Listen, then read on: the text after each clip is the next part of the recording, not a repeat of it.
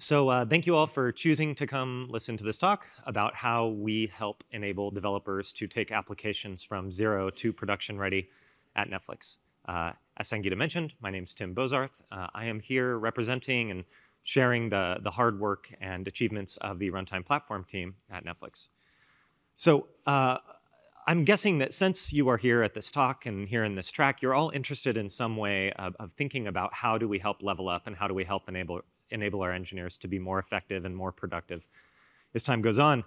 And that's really exciting for me because the vast majority of the work that we do in our team and really our focus in the last couple years has been this exact concept. How do we help make our engineers more effective and more productive? So the talk I have today, I've broken into 4 different sections. The first one is where I take a little bit of time to share some of the background about Netflix's platform machinery and sort of our infrastructure, the decisions we've made, and also some of the challenges that precipitated, and then how we have reacted from those challenges, really the work that we've done in the rest of the talk. So the second section, we'll be talking about how we're trying to encapsulate and make best practices easy and make it easy for anybody to access sort of the cumulative knowledge that we've gained over these years. The third section is this idea of how do we get rid of handwritten client logic, client library logic. This might not make sense right now, but I hope it'll make more sense as I sort of describe and show you what that architecture looks like and how these things played together. And then the final section is a little bit less technical, but it's still really important. It's a bit of an exploration of how we, in our own team and in our own platform space, have given up and worked away from some of the homegrown technologies that we built and that made us successful and learned to stop worrying and start adopting shared solutions in the form of open source technologies or other commodity solutions. So let's just dive right into this first one, right? So it was the best of times, it was the worst of times. For a little bit of background, you might have seen a slide like this somewhere else, but this is just roughly some info about Netflix's scale to sort of set the stage, right? We've got about 100 million users, a little more than that. Over 1,000 developers. It might even be over 1,500 now. 190 countries. We serve a decent amount of bandwidth. And then we've got more than 500 microservices currently in production and hundreds of thousands of VMs. So fairly large from an infrastructural scale and moderately large from a human scale. So we have, 1,000 plus engineers. Some of you might be larger than that. Some might be smaller. Now, the way that we do this, and what I have here is a hilariously simplified architectural diagram of our system, but it's still fairly representative. So I'll kind of walk through this, right? Now this pointer probably, yeah, I can't see that either. So right up at the top, we have our users. So whether it's a phone or your laptop or your Xbox or whatever the case may be, right? You've got a Netflix application. You want to browse around and find something to watch and press the play button. Well, what happens then is any and all of those communications while you're interacting with that product pass through the internet, pass through our CDN, really cool stuff going on there, and then pass into what we call our streaming stack. So the streaming stack is all of the machinery necessary to help provide that experience, that product experience. And the streaming stack is really broken into 3 basic parts. The first part is the thing at the top. We call it the edge. So there's a single proxy which handles all inbound requests, filter those down, and points them into the next layer. The next layer is what we call the API layer. So that takes all of our internal stuff and translates it into a communication protocol that's good for communicating out, be it REST or something else. And then you get into the meat of what we call the service mid-tier. And when you've heard about Netflix or read about Netflix, the odds are this is sort of what you're thinking about, right? This is this gigantic web of microservices, almost completely Java, but this is really the heart of the business logic, the heart of how the product actually functions and how we deliver what we give you. And then, of course, below that is infrastructure, things like our long-term storage and volatile storage, metrics, stream processing, all that jazz. Because I don't like incomplete diagrams, there is also this offline job thing, which is all of our batch processing, which is massive. There's, from a VM and infrastructure scale, there's a huge amount of stuff going on here. This is like how we encode all of our different streams into the many different encodes that we have and how we do recommendations and all of our general algorithm offline work. But today, for the most part, the section I'm going to talk about is this one right here. So everything going on in the mid-tier, those lessons that we've learned. And the reason why I'm talking to you again is because I'm from the Runtime Platform team, and the Runtime Platform team is ultimately the group that is responsible in helping look out and helping enable engineers across the organization create and build these applications productively in our ecosystem. Okay, cool. Enough of that background. So let's talk about some investments that we've made over the years. So starting back when we very first began to transition to the cloud, we started realizing the importance of some of our core shared platform machinery. And this is a place where we invested an enormous amount. Right? We were one of the fairly early people to really go completely cloud native, which meant we also ran into a whole bunch of new novel problems in the process. So we invested in platform. We invested in platform libraries, platform components, and general strategies on how to help make us successful. Things like how we do service location and how we do dynamic configuration, how we do resiliency, how we generally handle RPC and communication between these services. Really, really critical when you're in ephemeral, inconsistent, non-trusting sort of environments that may just disappear at any moment. We also invested in client-side resiliency, the belief that if there's something that's trying to talk to another service and that other service isn't necessarily there, that we should still do something useful.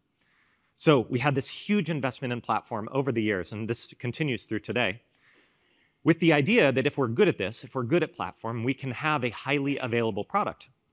And if we have a highly available product, we can do this thing we call winning moments of truth. And this is really critical to our business. This is sort of an idea that Netflix uses and talks a lot about internally. So winning moments of truth. Hopefully it's kind of intuitive. The idea is that anytime somebody opens up their product, opens up their phone or whatever the case may be, their application, that they can browse around, find something that's interesting to them, press play, and it just works, right? That's that moment of truth. So by being highly available and investing in this infrastructure, we can win moments of truth, which ultimately get us money because people are willing to pay for that service. That makes us keep going, and that's fantastic. Right, dun, dun, dun. But this giant investment in availability, this obsession with highly available services, it created problems. Now, the problems it created are not ones that our customers experienced, but they're problems that our engineers experienced. They're problems that we experienced. So let's talk a little about these challenges, because these challenges really formed the bedrock of what we've been doing in the last few years, and ultimately what I'm talking about. So the first challenge is this.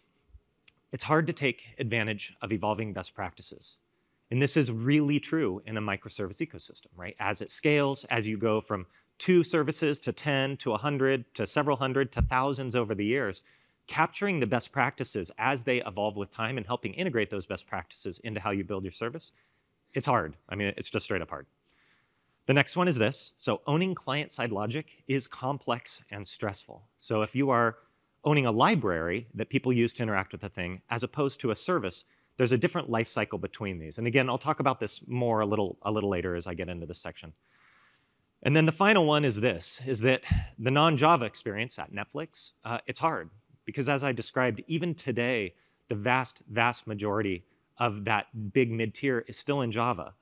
But of course, there's other business functions which are appearing. People who may want to try to capture some of the value of those services which exist in that big monolith that aren't in Java. They're in something else, right? And so they're not really necessarily accessible. Now, the challenge with these kind of, or the trick about these kind of challenges is that they evolve over time. And as is the case for almost any problem that develops with scale, is that it's not necessarily obvious that you're having a problem, is that it's something that sort of just grows and you begin to get used to and you begin to start thinking, well, this is the cost of doing business, right? This is what it takes to develop at Netflix. This is what it's like building a Java service. But the reality is often those things are just taxes that you are paying that are accumulation or a result of the decisions that you've made. So a couple of years back, we basically stepped back, our team, again, the team responsible for creating many of these problems, creating many of these investments in platform and the way that people used them, started to recognize some of these challenges we were paying in our productivity and started to really focus on productivity. So we had a recognition, and the recognition kind of formed a few key ideas which then moved forward. The first one is this, is that availability is table stakes, right? At this point in the game, thinking about your service availability, the machinery that we use to do so, the place that we were, and even really many of the things that are out there in the world and machinery that any of you can use, helps you make availability table stakes. The key was that we needed to start focusing on productivity, and we needed to really recognize productivity as a first-class concept. That was one of the core values. That was one of our core competencies as a company. Which leads right into this next one, is that complexity, particularly in client libraries, is the mind killer. So again, all of these investments in reliability and highly available systems sort of layered on more and more decisions, more and more things that every engineer had to be responsible for. This is something probably many of you are familiar with, but man, this idea is so important, is that complexity ultimately is this thing which really cripples you. And then the final one is that Java is not, in fact, the whole world, right? We've done a pretty good job in taking over Java, but there were a handful of other things popping up that were really critical to the business. So again, we have this polyglot-based system. As more and more things are becoming important and key to the business, right? We have to make sure that we're supporting those people and also enabling their productivity. And again, right, that's why I'm here talking to you. We're the Runtime Platform team, trying to help enable all developers across the company productively create and build this software in the Netflix ecosystem. Cool. Okay, so that's enough about best practices, or excuse me, about our history. Let's actually get into the meat of this thing and best practices. So let's talk about so best practices. How did we do this? The idea for how we tried to encapsulate and help present best practices in a useful way was founded almost entirely in the idea of generators. So, I mean, this leads to the first question, what are generators? Well, this is sort of our loose definition of them. Basically, generators are something that give you an application on this paved road in a matter of minutes, which then, of course, begs the next question, what's a paved road? Hopefully, this is kind of an intuitive concept. Basically, a paved road, and the way that I think about it is any combination of opinions, any tools or any platform machinery, the way that you build software, the operational life cycle of that software, when this is something that is supported by central teams, and when central teams can say, if you build your application in this way, you're going to have a good time, right? You're going to need to worry about so much less than if you want to build it from scratch. That's the idea of the paved road. If you want to go off it, cool, more power to you. But it's so important for central teams to be thinking about this great ergonomic, smooth experience. So that's the paved road. So why generators? Hopefully this is, again, fairly obvious, right? To help make it easy to actually adopt, understand, and build these production-ready applications, get something on the paved road. So the way that we did this was by adopting an awesome open source tool called Yeoman. Maybe some of you are familiar with it, maybe some of you aren't. It's basically just a really simple workflow definition system. You can define workflows, you can define automations, you can put these things together, and then you can just run them from your CLI. It makes it really easy and intuitive. So Yeoman, this great little thing we didn't have to build, we could adopt, paired with best practices and a whole bunch of best practices that we learned over the years. So let's talk about that. So I'm going to tell you a story. This is a story of what it used to be like to build applications at Netflix. And my guess is that all of you know this story in some form or another. The specific actors in the story I'm telling might be different than the ones that you deal with, maybe today, maybe in the past, but my guess is that the themes are the same. So the story is that of building a new application, of getting started and wanting to take something from, basically get a new application out the door. So what's the first thing you do when you build an application? Well, you probably search your knowledge base, right? You search, all right, how do I make a new application? We use Confluence. If you're lucky, right, you probably find a page someone in your team wrote. If you're really lucky, they updated it in the last year. Right. Then, when you make that search, you also probably found a page from a team like ours, being like, hey, here's some best practices, here's what you should do. You probably found one by the security team, and by the performance team, and by the analytics team, and maybe by the tools team, and a whole bunch of other people. So you take all of that information, and you synthesize it into the perfect understanding of what a new application looks like, or you copy and paste your last application, and you move on. Okay. So then you have to make a place for your code to live. We use Stash, maybe you use GitHub or Git or whatever you might use. Then you have to make a place where you do your builds. Again, we use Jenkins. If you're feeling really ambitious, maybe you'll actually connect those together so like your build status reports back into your code review tool or into your thing. That'd be pretty sweet. You have to set up how you test. You have to think about how you actually deploy your objects or commit your objects, bake them. Then you have to think about deployment. So right, we use Spinnaker, an open source tool. It's pretty cool. For our continuous deployment, maybe use Travis or something else. And this is where you define, right, how do you actually push this thing out to production? Like if you're in multiple regions, are you doing multi-region, phased, windowed deployments, or whatever the case may be. And awesome, you are ready to push to production. Or are you? Because if your project's important and your service is important, you probably need to start thinking about metrics and dashboards, about alerts and all your baseline alerts. You need to start thinking about your security integrations, and are you communicating with all other services correctly? And this is roughly the point where it is completely acceptable to break down and start crying, because this process can be miserable. It can be incredibly time intense. So we talked to engineers around Netflix and sort of asked, how long does it take for you to get started and to take an application and actually be ready to deploy this thing, so to sort of have all of your operational stuff and all your code set up? And the answer was anywhere from 2 to 3 days to 2 to 3 weeks. So that much time to really have a fully composed application that they are confident will be successful in production before they even write their first line of code. So let's look at how this works with generators. And I have a video here, so we'll see if the AV systems are smiling upon me. Does that work? Oh, beautiful, great. So what I actually did was just open up my terminal and ran this thing. I hope you can kind of see it. So I ran the generator. First thing it does is ask you what type of project do you want to build. I selected one of the types. It asks you a series of questions like, what does it want to do on your behalf? Most of those things that I just talked about. Defaults to all of them. And then it asks you a few basic questions. Things like, right, what do you want your base class to be named? Who supports this project? What's this thing going to be called in your repo? And that's it. So that's the sum total of the questions that we ask. It takes about a minute to run after that. And I'm going to show you what it produces. OK, cool. So what the generator produces and the way that we've approached generators, and hopefully the way that any of you who are thinking about this can approach generators, is really divided into 2 sections. The first section is code. So the first section is how your code works. And then the second section is the integration with your ecosystem. So we'll first talk about the code. This is a screenshot of literally the output of the generator that I ran when I recorded that video. So what we have here is a fully functioning application.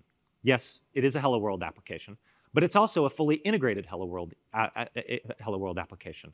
It is registering with Discovery. It has all of our dynamic configuration and configuration hierarchies. It's talking to the metrics system. It's talking to the data pipeline and persistence. Everything that's necessary is there. All an engineer needs to do is basically define their API, so go in and define how their API is structured, and start writing their business logic. The rest of it's done. And it's basically just an encapsulation and putting all of these components together that we've learned and that, that work for us, that work for Netflix, that we've put together into this equation. So that's the code portion. The second portion is all the stuff I just talked about, right? All the other things in that story, how you set up your repo and your Jenkins jobs and Spinnaker and all that jazz. The thing that's cool about this is that generators allowed us and allow anybody to talk to the teams that own and are responsible for these individual components, to learn the best practices that they have figured out over years of being immersed in these things, to take those ideas and sort of wrap them up in one nice little bundle, which can be a piece, a part of that generator story, and then can actually, people can recognize that value, can get it when they start, and potentially can continue to use it as time goes on. So when you put these 2 things together, right, the code generation where a person's just ready to start, and then the full ecosystem integration, what you get are happy engineers, right? Because they just got between 2 and 3 days back and 2 and 3 weeks back, or whatever your own experience and story might be.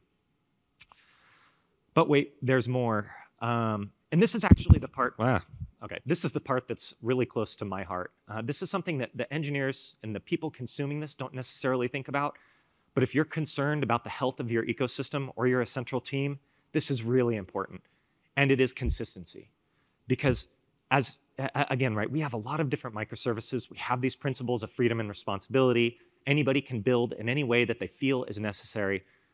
And if you don't provide guidance, if you don't provide that paved road, a great way to get stuff done, what happens is fragmentation. And that fragmentation eliminates the ability for you to have leverage as central teams to start sharing common solutions across the organization.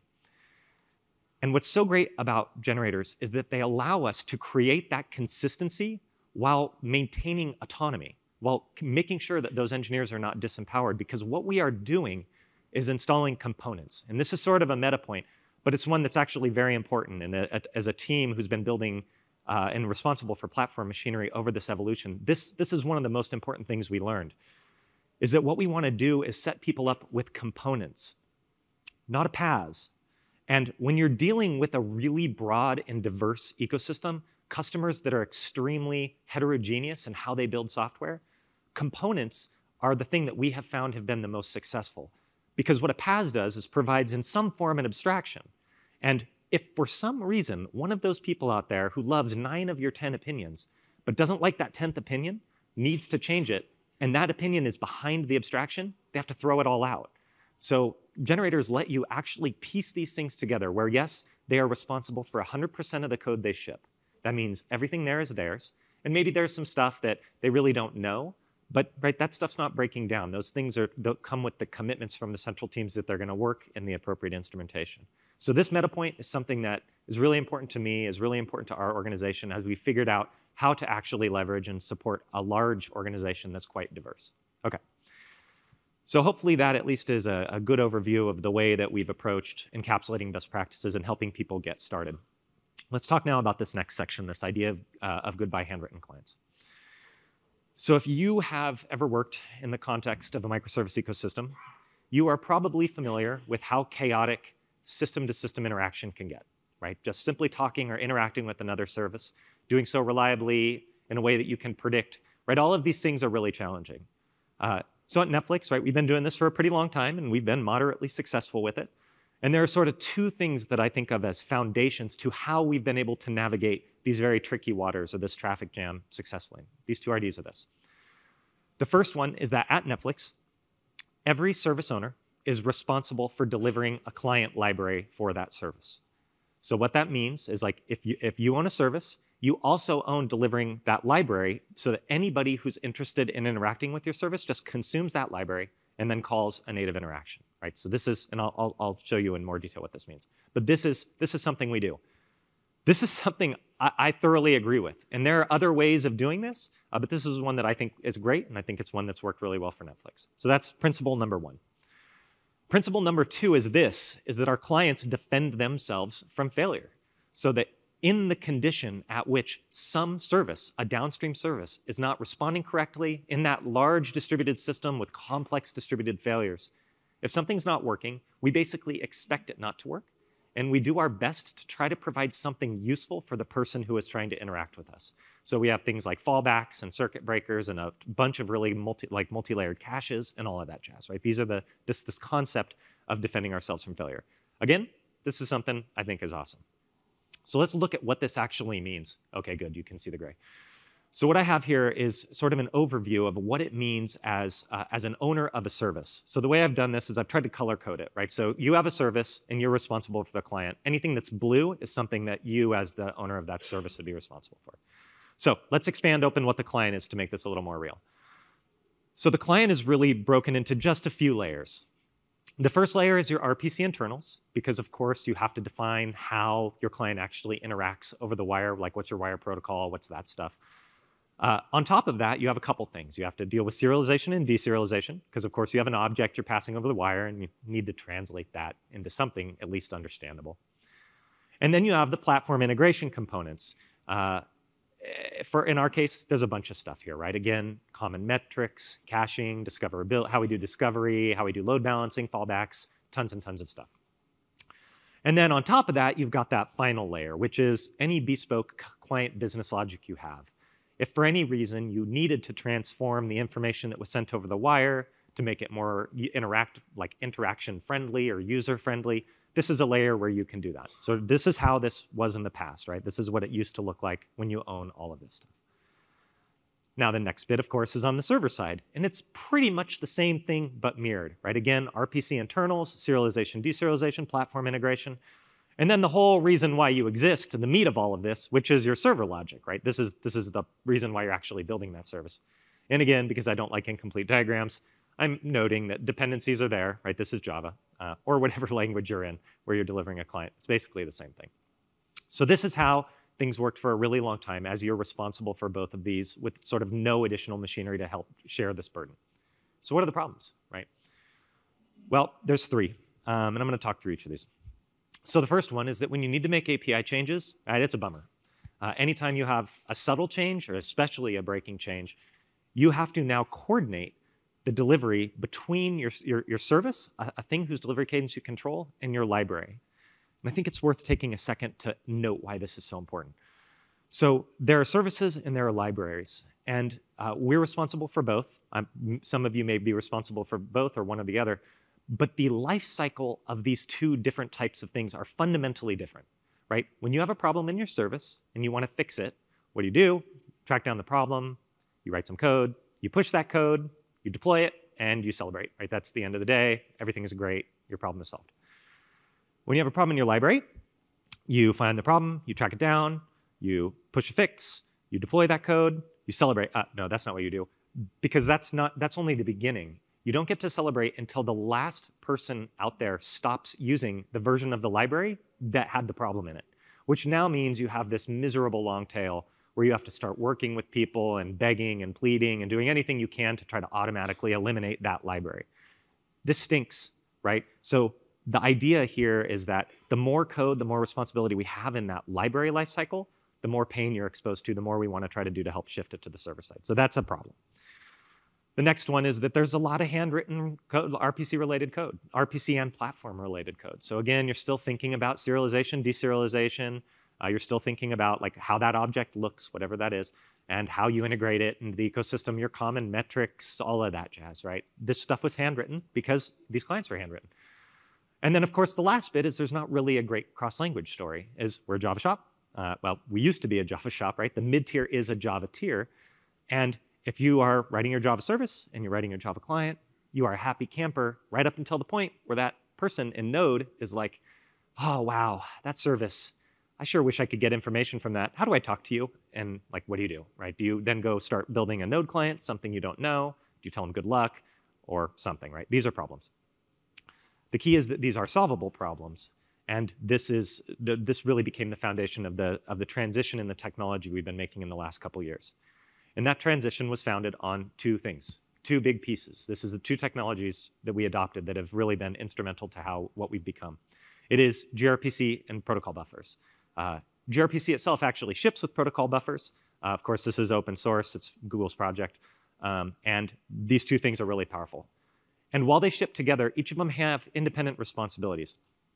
So protobuf's responsibility is this, is to allow you to strictly define the interaction model for your service. So you've got a microservice, and you want to communicate how people can interact with you. This is how you do it. GRPC, amongst a whole bunch of things, also then allows you to seamlessly integrate that service, all of that machinery, into the broader ecosystem. So these two things together gave us two big wins. The first is code generation, but not the kind of code generation I was talking about earlier, not the kind of best practices code generation, but actual like literal server and client code generation. And then the second one is a new abstraction layer, and it's a really fantastic abstraction layer. So let's talk about each of these two and how we recognize these. So with code generation, at first there is the proto, right? And with that proto, that thing that stands there, we can kind of like bang some sticks on the ground, and we can actually start to generate code, and GRPC has these things built in. So let's take a look at what an application or what a server and a client look like when you have proto and when you have code generation in place. So here's that same diagram, but now modified to actually show the new blue, right? What it's like for people who've been building services in the last year or so. So the first thing to note is, yes, in fact, there is a new box. So there's a new area of responsibility down there in the bottom left, which is that you need to define in a single autonomous unit what your actual API is, the proto file for your service. You have to define what your interaction model looks like. So that's the proto. From that, though, we can run code generators. And the code generators, out of the box, are capable of generating your entire client for you with some really awesome backward and forward compatibility promises. So there's a whole class of changes that you don't need to worry about.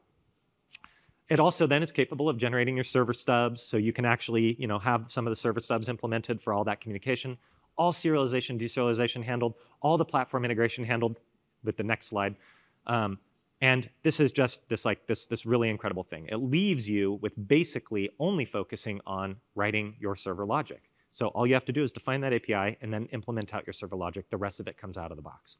This is really great. So again, because I don't like incomplete diagrams, I'm including one other little thing in here, which is your bespoke client logic. Of course, you can still do that, right? You're free and responsible. If you want to, you can wrap that generated client with anything you can imagine. Please don't, though. I think we've probably been approached in the last year, the many people who've been building these services. A few people thought they needed to, and after a little talking and sort of understanding more what it's capable of, they've realized they haven't needed to. So at this point in time, we don't have a single wrapped client library. And why is that important? Well, because if you wrap it and you start putting client logic out there, you're right back in that library delivery, right back in that library cadence again. You're back in that life cycle that's so hard to manage where you're begging and pleading. So that is what code generation, what proto really enables. So what's that next thing, that abstraction layer? Well, it's called interceptors. And interceptors basically allow you to encapsulate common patterns. So any of those common things that exist or occur with any communication that you do over the wire, any service-to-service communication, interceptors allow you to implement in a really awesome, flexible way that are outside of the user's normal concern domain. Yes, again, it's part of their application code. It is shipping, but it's in the RPC internals themselves, which almost no one messes with. And with the internal teams being extremely diligent around how these things deploy, are take responsibility for and provide guarantees that they continue to work. So what are some examples of interceptors? Well, here's a handful. These are things that matter to us. Some of this stuff, some of this machinery, the concepts are open source. We've talked about them in the past, right? Fallbacks, advanced caching, how we do retries, injecting failures into the stack, hedged requests, circuit breakers, on and on and on. There's a ton of these things. So let's actually make this a little more real. Because I can tell you that interceptors are a cool thing, but it may not be obvious how these really impact the day-to-day development lifecycle of engineer. So I have a screenshot. I have a screenshot that I mosaicked, so hopefully you can actually read it. This is a screenshot of a completely typical application. This is just one of the random mid-tier apps. I mean, I like selected it with the dartboard, basically, where I went in and saw that they have some caching, and this is it. So this is a cache implementation. It's actually 1/3 of the code that was all handwritten. If I showed it all, it would have been too small to even make out. But basically, this implements a 2-tiered cache. I think this one uses like a Guava cache and then one of our persistent caches. We call it EV cache. So they had to write a lot of this code. For any service that a person creates, right, if you want to have caching or if you want to use any of your custom stuff, right, you had to write some custom code. Again, something probably most of us are familiar with. That's a bummer. Because again, this is client code that's out in that lifecycle. You got a bug in it? Well, welcome back to the client lifecycle. What's it look like now with GRPC and protobufs? So this is it. It's 7 lines of code in total, and it's broken into 2 pieces. One is in the proto definition itself. So right up in the top, you can see we basically said this method, like if you've got your foo get video method, you're saying, okay, this is a method that's cacheable. And so you define it as cacheable, and then you can define your key. And in your key definition, you can use any variables that are on the request object, like interpolations of those variables. And cool, you're good to go. And then the next bit is that what gRPC is allowed and what we've been able to do is build a simple client configuration wrapper around it, where now, if you want caching, you literally write a single line of code per cache. So in fact, this is not one cache, this is a 3-tiered, multi-layer, like write-through read cache, where the first thing it does is it checks your request variable. So we have an interceptor implemented for request variable caching, another one for the Guava cache, and then another one for that kind of custom internal one, this EV cache. Again, this functionality is now exposed via configuration. All of those challenging things that had to be handwritten, you can expose via configuration when you have this kind of layer, this kind of abstraction in place. And of course, gRPC loves languages. I think I took the screenshot this weekend. This is like the various languages that they support. So if you have a proto, you can then generate your code, that client library, that fully supported client library, and all these things. Okay, so let's step back a second, because I don't want this to be a sales pitch for gRPC, although that works great for us. The reality is, proto and gRPC was the decision that we made after we compared a variety of different technologies. But regardless of your stack, well, actually not quite regardless of your stack, there's really 3 components, which if you have, you can basically achieve any or parts of these values. And those components are, first, an IDL, right? You have to be able to define how your service interacts and interfaces with the world. It can be proto. I mean, there's a bunch of them out there, but proto's the one we like. The second thing is you need to have some kind of code generation, which takes that IDL and transforms that into useful code. Neat. And then the third thing is you need some concept like interceptors. And you could call them a variety of things. It could be interceptors or filters or mix-ins, or basically any layer that you have that can apply logic, that can apply common patterns to any request occurring across the ecosystem. That's really it, right, if you've got those things. So that's it for the technical portion. So I hope that the description of how we've encapsulated best practices, how we have helped eliminate the need to handwrite clients while also still achieving that great value of providing clients to your users so that they can just use native language constructs is in some way helpful or at least relevant. Now this last one I hate to say is entirely obvious. So everything that I'm going to say here is obvious. It's also really hard. and I've lived through this a couple times, so I can see. So what I've got here is a picture of diminishing returns. This is probably something all of you have felt at some point or another. Right? You have a project, you have a technology, you have machinery you built at some point. That was amazing, right? It saved the day. It helped enable you to become what you are today. You have great pride in it.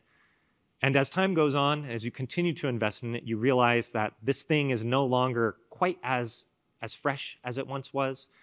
You're investing more and more energy to get any unit of value done. So this is just the life cycle of ultimately anything.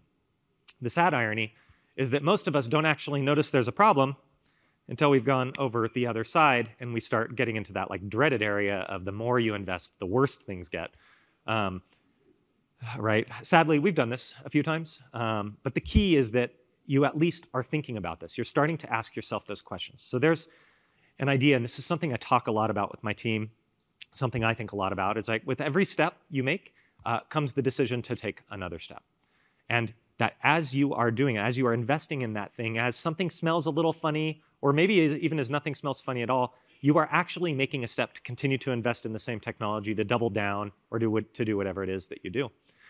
And if you are doing that purely because that's what you're used to doing, you are like what you're actually feeling is the force of inertia. And inertia is a powerful force. It is also a terrible strategy. It's an incredibly dangerous strategy too, because it's so easy. It's the one that it's the direction that you're already going. And this was so important for us to recognize that we had organizational inertia with a handful of our investments. These things that are maybe even open source, like things that we've open sourced, things we're proud of, things that were really great, but we have outgrown with scale and with as sort of the needs of the business have evolved. So there's this one principle that we think of a lot in Netflix. It's this idea of favoring commodity, right? If it's not our core competency, don't build it. Right? We don't run data centers because it turns out Amazon is way better at building data centers than we are. And that is fantastic, right? That's allowed us to actually focus on building a product. The same thing is true for many other elements of what we do, right? It turns out that building internals of RPC, right, building actual wire protocols is something that a handful of other really great people have done and that we didn't need to do anymore, even though the ones that we had built had carried us as far as they carried us, right? There was just more that we could do by actually setting down the things that helped give us that pride and helped to bring us to where we were and starting to look at other alternatives to recognize that we needed to take another step. Okay. So let's wrap this thing up.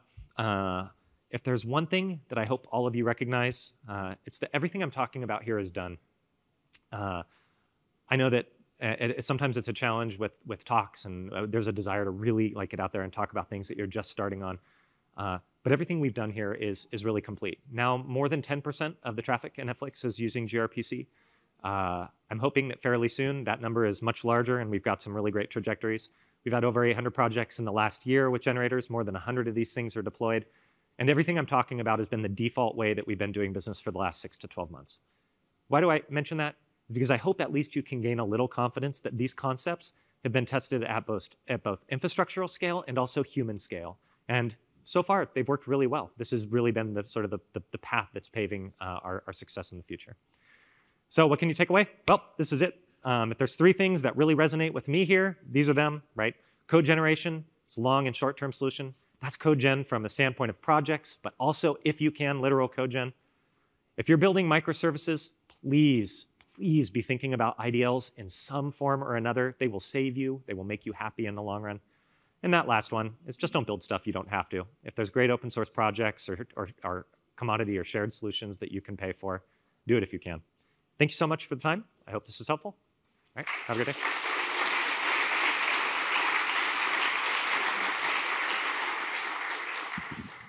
Cool.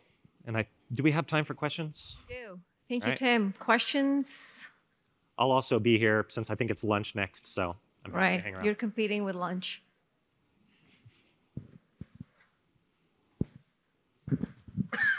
Yeah, hi.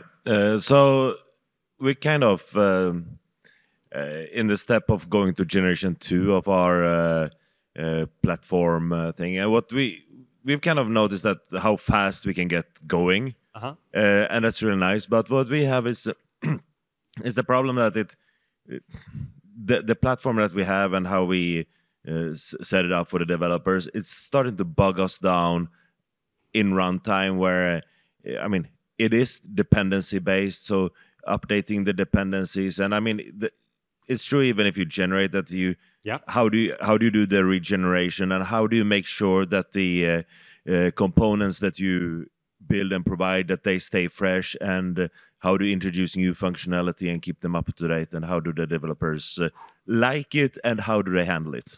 Okay, there's a lot of questions mixed up in that one. So without trying to answer how do you do dependency management well in Java, because I don't think anyone's answered that one well yet, I'll try to touch on a couple of those ideas. So code generation and the way that we do it, and I'm going to talk about from the best practices standpoint rather than from the IDL standpoint. So I think that's what you're really talking about. Code generation is broken into two parts. The first is the ecosystem integration, and then the second is the code. The ecosystem integration, we can actually do some really cool stuff where you can continue to generate with time, sort of delegate to the generators how all of that machinery is set up. But the runtime side is a little trickier. So we do not attempt to allow you to like have a project that you've implemented all your business functionality, and then you run the generator again and like somehow magically decouple the machinery that you have, like your platform components and some of those core runtime pieces from your business logic. The division is not good. It doesn't exist. That would be a PaaS, right? If you feel like you can absolutely homogeneously across the board update those things, you're sort of thinking about something else. Now, that doesn't mean that there's not a deep and broad investment in how do we actually help people evolve forward? How do we help make changes either to the core platform components or the dependencies that they take? And dependencies in the core platform components actually have different ways that we do them, the ways that we manage these things at Netflix. So the core components, well, it comes with blood, sweat, and tears, mostly from our group, which is that when we make changes, which there is no good way to automate or to try to propagate across the ecosystem, we figure out how to transform them. In the past, we've invested in building some machinery that does automatic migration. So like it'll find code patterns and migrate those code patterns, submit pull requests so that people can actually take that pull request, test it, see if it works, apply it, move forward, be happy. In cases where that's not possible, hopefully those are not super broad, we then actually work with teams, try to run change campaigns or figure out how to do those. What that really means is that when we make changes to the core low-lying infrastructure, we have to be extremely cognizant of the distributed costs that those changes make, which means this stuff has to be really solid, really well thought out, and done with forethought. Now, dependencies, on the other hand, dependencies change all the time. So how do we do that? Well, that's one of the domains. We have a tools group that's really focused on dependency management, dependency visualization, helping with dependency migration, how you lock, migrate versions, and all that jazz, doing version reconciliation. They've got a ton of machinery and a variety of different components, some of it open source, some of it not. It's not particularly my domain expertise, but all of that machinery is then plugged into the actual development lifecycle of any application that somebody's building. So I hope that in some way touches on your question. I mean, it's a big question, so I'm happy to talk more afterward if you're interested.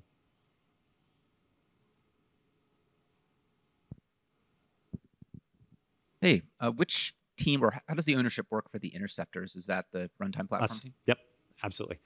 So again, the reason why that makes sense to us is because in the past, we built all of the direct machinery in the RPC layer that was actually exposed to people in their day-to-day lives. This was just a perfectly logical extension of that as we then removed that stuff from their primary concern, like from the obvious domain of concern that they have. Yeah, hi. What strategies do you employ to support multiple languages with generators, and what balance do you strike with opening up the floodgates versus another good question. trying to support your developers? So this again touches on two sides because I talked about two classes of generators. The class of generators that encapsulates best practices and the class of generators that generates code. Fortunately, one of those sides is easy. In fact, for multiple languages, the code side is really easy because out of the box with proto and GRPC together, if you write, once you define your API, regardless of what you build your server in, if it's in Java or whatever, you can actually generate a client in native languages for interaction in all of those, like, I don't know, it was like 12 or something, all those different languages. So that part's fairly easy. I don't want to glaze over an important note there is that if you have interceptor logic, that logic, those filters, those interceptors do actually need to be written in multiple languages. or you can use things like a sidecar, like if you're looking at something like Envoy and a service mesh, you can actually kind of scoot that off to the side. The other half, though, the best practices. How do we do that? Well, we haven't gotten very far in the other languages in encapsulating best practices yet. The reason why is because we don't really know the best practices yet. And when I say we, I mean sort of a broad we. That's the Netflix we. Also, the runtime platform we. The runtime platform and Netflix really understand the best practices in Java, but we are just growing into the server components of other languages, including Node.js, of which I think there was a talk yesterday about what's going on in the Node.js infrastructure right up at the very edge. We even have a fairly decent number of Ruby services, of Rails services in one side, and they're just now sort of figuring out what are those best common practices. As those begin to solidify is the point where there's enough convergence and enough knowledge that then we'll figure out, okay, how do we actually approach encapsulating those best practices together in a good, defined, paved road style way. So what's your service versioning and deco strategy? Like older versions tend to have a long tail. I'm sorry, I missed a couple words there. Could you repeat that? So what's your service versioning and deco strategy? Yes, versioning, yeah. Like older versions then tend to have a long tail. And how do you manage that? Sure, versioning strategy, freedom and responsibility, it kind of varies. So the way that we handle it internally is we do our best to use semantic versioning and take fairly serious semantic versioning concepts. We do our best to really make sure that anybody that's using IDLs also understands at least the principles of them. Because again, there's some really great backward and forward compatibility promises that Proto and GRPC make. Decommissioning, well, it's a handful of things. Sort of as I described earlier, how do you deal with dependencies, changing dependencies, and the need to eliminate libraries? There's no one answer. It's a multi-pronged approach. So the first is like you can actually submit changes. So you can try to do sort of distributed refactoring concepts. We have a thing that we employ at Netflix that we call the quarterly deprecation cycle, which is basically every quarter, anybody who has one of those things that's in that long tail that for some reason they just can't knock it off, they can basically define that version and anything minus it as this is no longer supported. If you are consuming this and if you're running in production, you can't expect it to continue to work. And then those communications, like there's a bunch of scanning to determine all of the dependencies across the whole ecosystem. Messaging goes out to those people. They're told, hey, you're behind here. Please do your best to update. I know maybe you haven't touched the service in 6 or 9 months, but at least just rebake and redeploy. Like there's a handful of different components that try to help when you have that large, distributed, complex, tons and tons of dependency-based ecosystem. Go for it. Sure. The question is, do you have any default interceptors for gRPC that everybody has to consume? Yes. Well, has to. So the question was, do we have default interceptors that everybody has to consume? Has to doesn't really exist at Netflix, but yes. So is there stuff that everybody does consume? Yes. So state set. You actually just touched on it. So request context. There are a few things in there. So we do distributed request tracing, and then we also take certain action on request on request information, which passes down the entire stack. So yes, every single service that exists in our mid-tier has request context, either forwarding or interaction, the ability to write to it, and what we call SALP. It's just our distributed tracing machinery. Beyond that, what's that? No. So the question was, does everyone have to define it themselves? And the answer is no, it figures it out automatically. So the interceptors that we have basically know what information is there and are already pre-prepared to pass it along. I think the only person that actually does, or there's only one layer that ever interacts with those things directly, and that's the proxy, right up at the very, very, very, very top. They set some stuff, but even from there, there's a handful of defaults that they don't even need to think about. By the fact that request context forwarding and distributed tracing exist across the whole ecosystem, they just propagate naturally. So cool, it's lunchtime, you guys can go. I'm actually just gonna sit up here. If you've got questions and would like to chat more, I'm more than happy to talk. Thanks so much. Thank you, Tim.